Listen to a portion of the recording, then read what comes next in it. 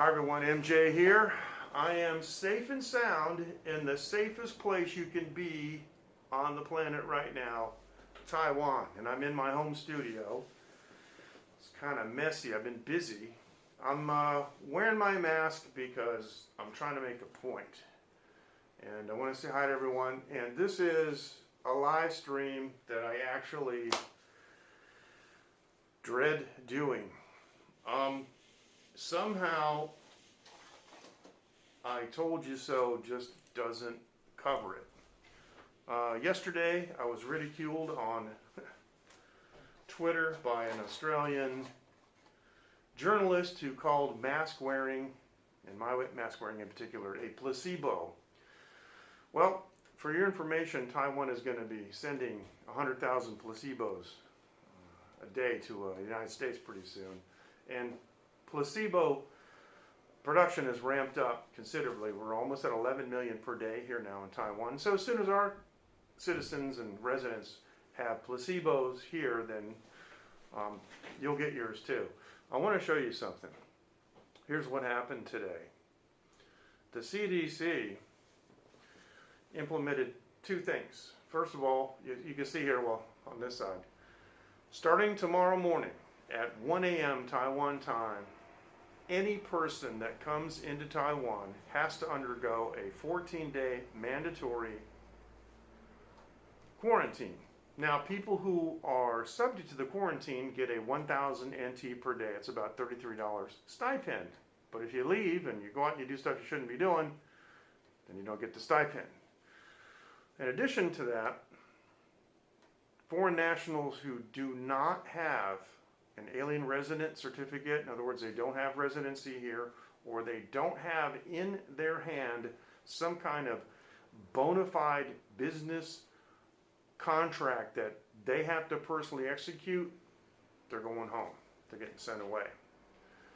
And so this one here in particular, I love because, yeah, Prague,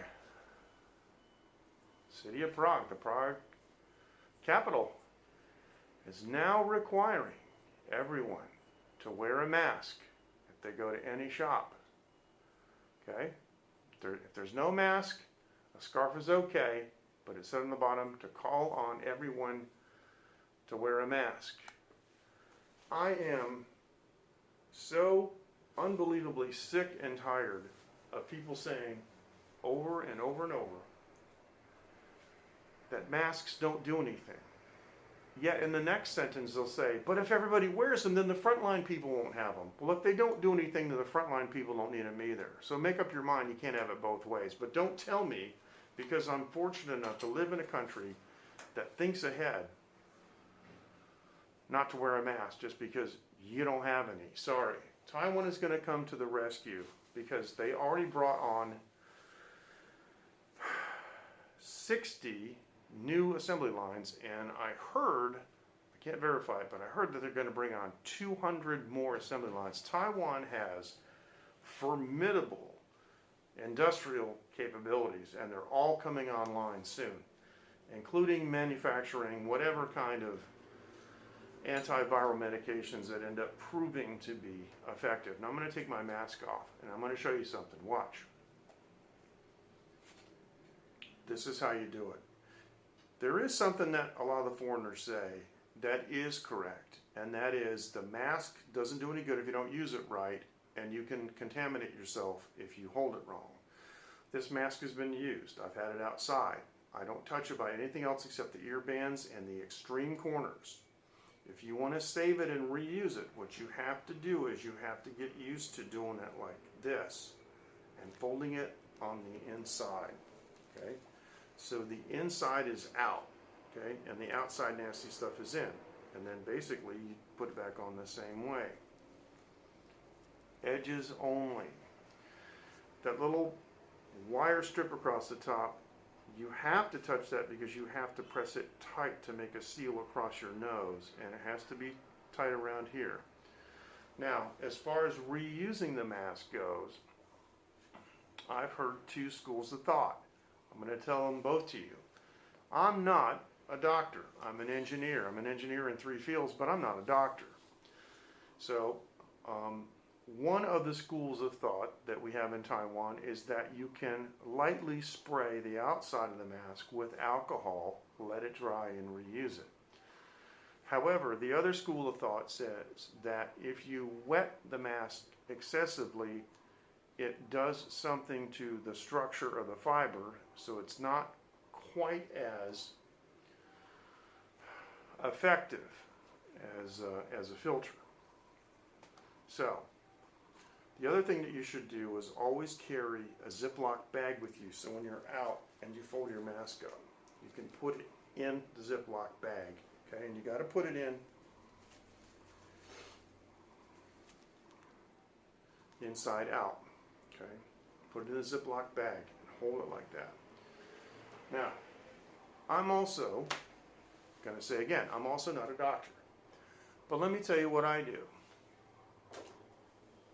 I use this product right here. I got a macro lens, X Clear. See, what is it? Where is it? See that word on the top? Xylitol. Xylitol is an all-natural sweetener that also does not support bacterial growth. They make a nasal rinse. One of these packets in either distilled water or boiled water, and I rinse my nasal passages with it just about every other day, sometimes more than once. I live in the industrial park here in Taiwan for business purposes, and sometimes the AQI and the 2.5 and the 5.0 and sometimes ozone levels are high, and I want to rinse my sinuses. That's what I use, but I'm going to tell you something else. I went online and bought this. This is still in the protective package. This is a nasal rinse attachment that fits on a water pick water jet. See that?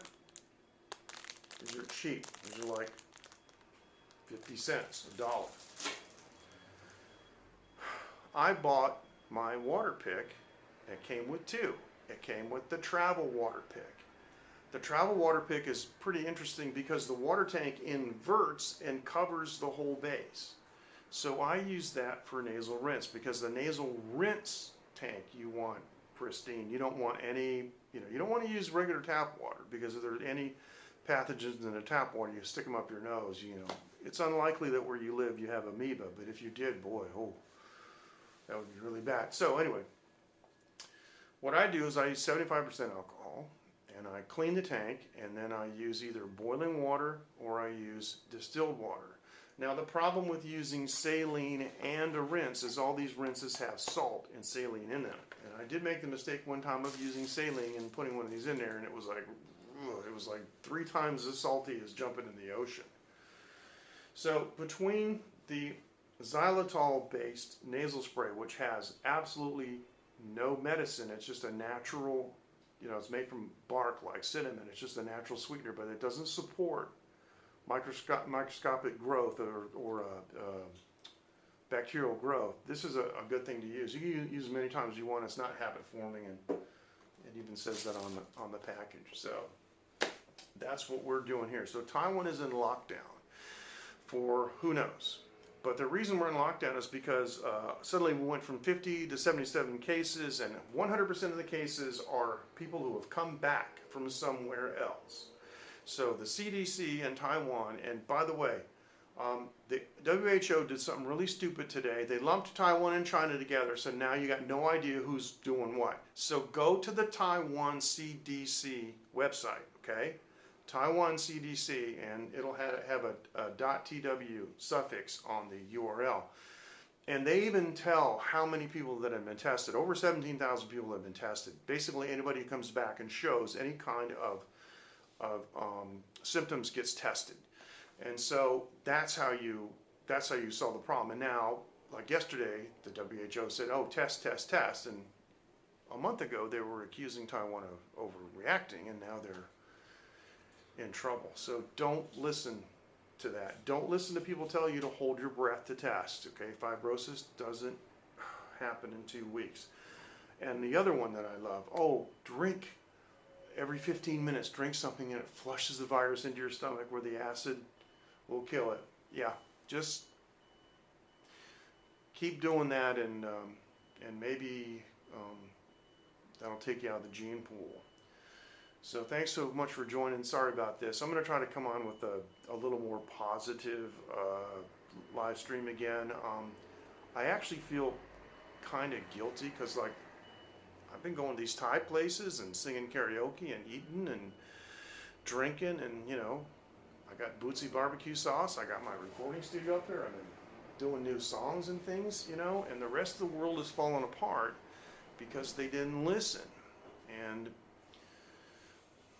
know, I kept my mouth shut. The few times I've opened it, I've been severely ridiculed. But you know, I'm going to tell you something.